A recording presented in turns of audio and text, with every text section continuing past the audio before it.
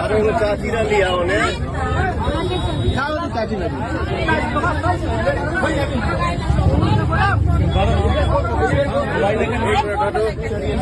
तो जैसे कि गाइस आप लोग देख सकते हैं पवन सिंह लोगों को मिठाई बांटते हुए दिखाई दे रहा है। लेकिन मैं बता दूं ये सरैया गांव का ये वीडियो है, बहुत ही ज़्यादा वायरल हो रहा है। यहाँ तक पुलिस वाले भी खोजते हैं। जैसे कि एक दादी माँ रहती है, उनको मिठाई नहीं मिलता तो पवन सिंह क्या करते हैं, उनको बुलाते हैं, खोजते हैं कि उनको मिठाई दिया जाए। असल में मिठाई किस चीज़ का बांट रहे थे ये भी मैं आप लोगों को क्लियर करता हूँ, लेकिन वीडियो में आप तो लास्ट तक जरूर बने रहिए।